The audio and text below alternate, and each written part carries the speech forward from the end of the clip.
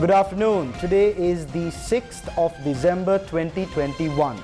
Welcome to Lunchtime News here on TV1. For the News First team, I'm Sanita Senanayaka.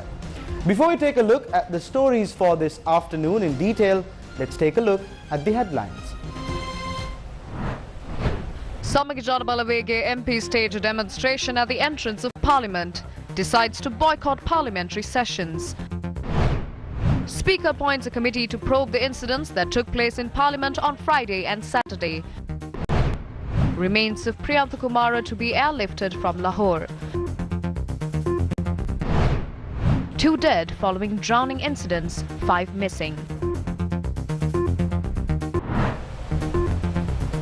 Taking a look at some headline-making stories for this afternoon, Speaker Mahinda Abeyewardene has called for a comprehensive report on the unrest that was reported inside Parliament on Friday and Saturday.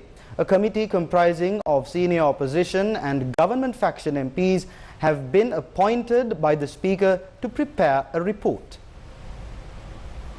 In more local news, the MPs of the Samagi Janabalawege have boycotted parliamentary proceedings for the second day and are engaging in a protest opposite the Parliament. Parliamentarians of the Samagi Janabalawege say they will not attend the sittings until the safety of the MPs is ensured. The issue started when an argument between SJB MP Manusha Nanayakkara and MP Kanchana Wijesekara escalated and the ruling faction MPs levelled threats against MP Manusha Nanayakkara.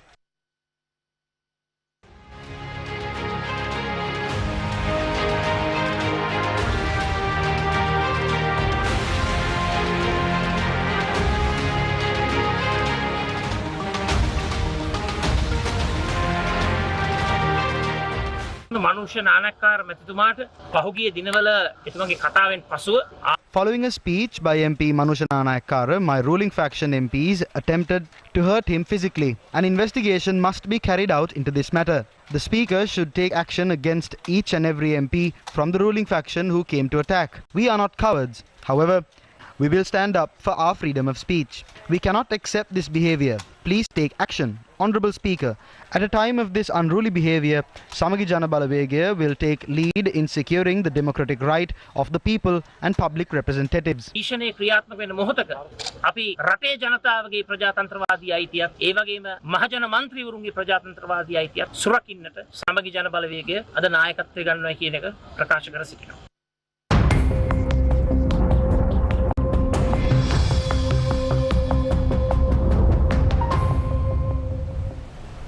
Taking a look at the weather update for this afternoon, showers or thunder showers will occur at several places in western, Sabaragamuwa, central, northwestern, Uva and southern provinces during the evening or night.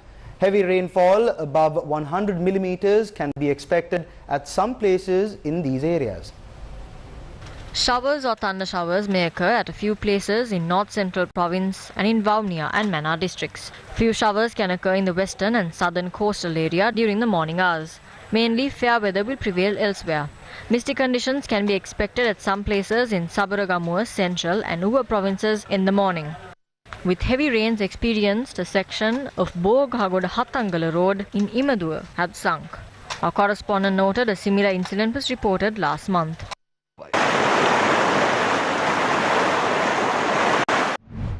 A landslide was reported in the Dangas Mandia area in Balangoda.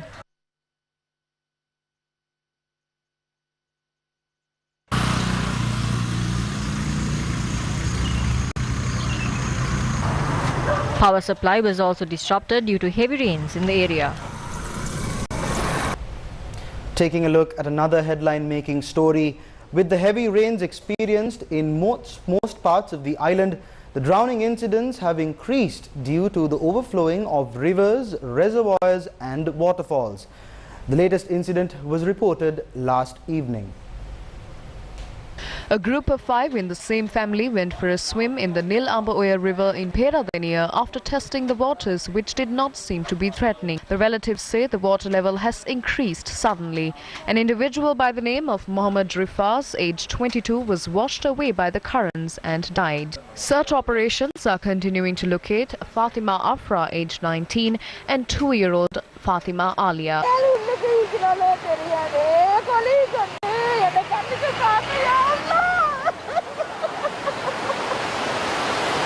The 2 others who survived are currently receiving treatment at the Gampala hospital. Meanwhile, out of the 3 people who went for a sea bath in Mullaitivu, 2 have died while 1 person has gone missing. The tragic incident was faced by residents of Vaunia aged 26, 27 and 28. 3 people have died after drowning during the last 24 hours. 4 people are missing. The committee appointed by the President to investigate incidents related to gas explosions is engaging in testing activities at the Litro gas terminal in Muturajavela.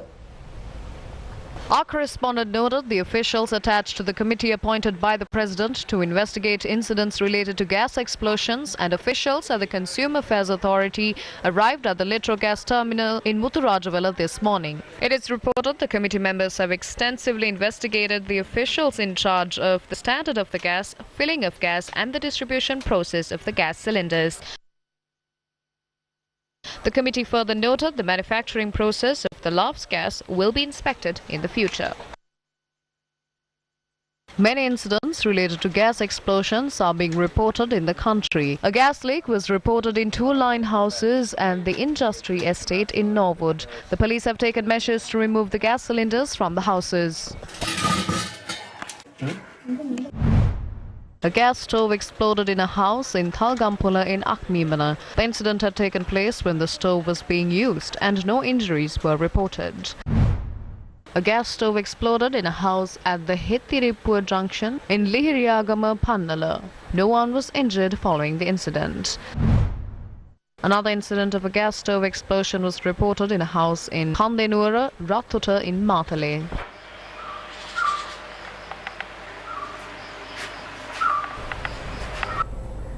The commercial fertilizer company says a stock of 100,000 litres of nano-nitrogen liquid fertilizer arrived from India today. Its chairman, Metsiri Gunawardena, said another stock of 100,000 litres of nano-nitrogen liquid fertilizer is expected to arrive tomorrow. Meanwhile, a delay has been reported in importing the nano-nitrogen liquid fertilizer. The matter is currently being discussed with the Ministry of Agriculture. The farmers who are affected due to the fertilizer crisis have not received a solution yet. The farmers who engaged in cultivation in Minipe are facing many difficulties due to the fertilizer shortage. Against the backdrop where the villagers are battered with the threat of wild elephants, fertilizer shortage has become another burden. Around 12,000 families engaging in cultivations in Minipe are impacted due to the fertilizer shortage. The farmers allege they have failed to settle their loan installments as their crops are being destroyed. They say farming has to be stopped if a solution to the fertilizer crisis is not provided. Several views regarding the Hippo Spirit vessel carrying rejected Chinese organic fertilizer were expressed in the political arena. This situation is saddening. 3 acts in this country bar this fertilizer from being imported. Importing these fertilizer is wrong. The government of Sri Lanka, the People's Bank or the Ministry of Agriculture are unable to pay the compensation for this. That must be paid by the Chelina company that was involved in this transaction. But that will not happen because that entity belongs to a close relative of the Secretary to the Prime Minister, Mahinda Rajapaksa. Issuing letters of credit without testing the fertilizer samples from China is wrong.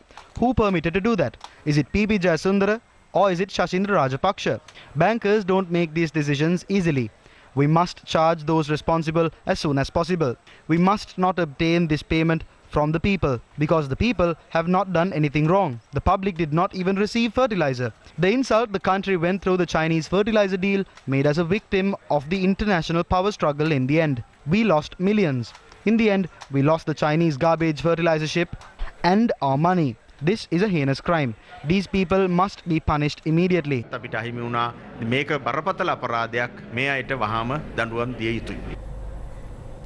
State Minister Dayasiri Jayasekara expressed views regarding the current political situation in the country during an event in Polpithigama.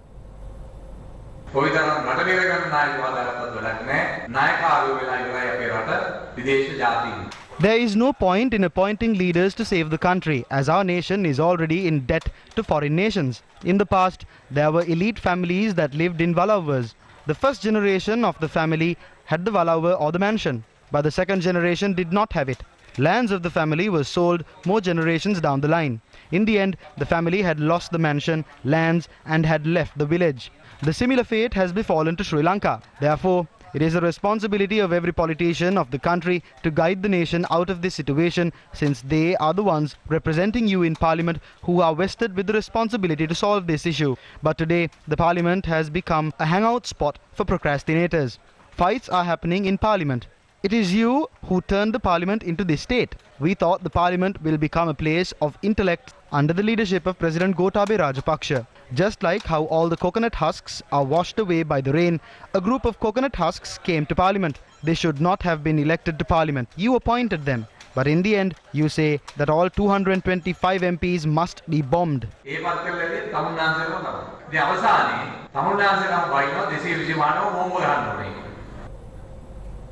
Up next is Crime Watch.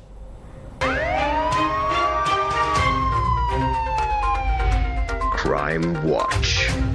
4 suspects were arrested in connection to the killing of Keselwatta Fawaz using sharp weapons. Police media spokesperson, Senior Superintendent of Police, Nihal Talduwa said police have taken 4 swords from the suspect's possession. The suspects are residents of Keselwatta and aged between 23 and 31. Further investigations are conducted by Colombo Crimes Division and Keselwatta Police.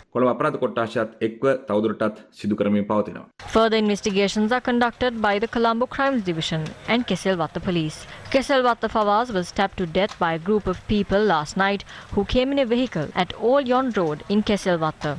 The 33-year-old Keselwatta Fawaz was released on bail after being arrested in connection with several crimes. He was a resident of Matakulia.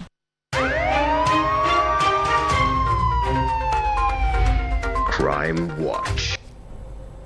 Sri Lanka Economic Summit 2021, organized by the Ceylon Chamber of Commerce, commenced today. I know a lot of people have been talking about it. So when you have concerns like that, we need to have a proper plan to deal with that. Particularly the external debt, we have taken steps to ensure that we deal with it fairly and squarely. People think that the only solution is to go to some outside agency. I think it's time for us to understand that there are ways in which we can do it ourselves. Country must look at the debt profile and see where are the vulnerabilities. What can we do in order to reduce those vulnerabilities? And that is exactly what Sri Lanka is doing now, that when you have a vulnerable situation, you need to change your structures in order to be able to reset your profile. And we are bringing in certain reforms. We are bringing in certain a carrot and stick approach to ensure that the amounts that will come into the country will continue to come in. In more local news, the Colombo Permanent High Court Trial at Bar ruled that 11 of the 22 charges filed in the bond scam cannot be carried forward.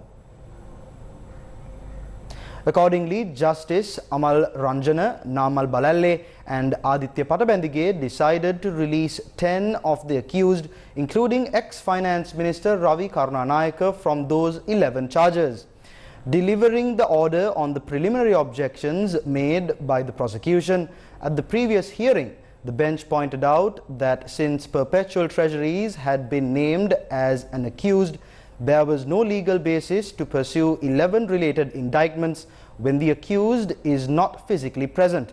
Court ordered for charges 1 to 11 out of the 22 charges be removed from the indictment.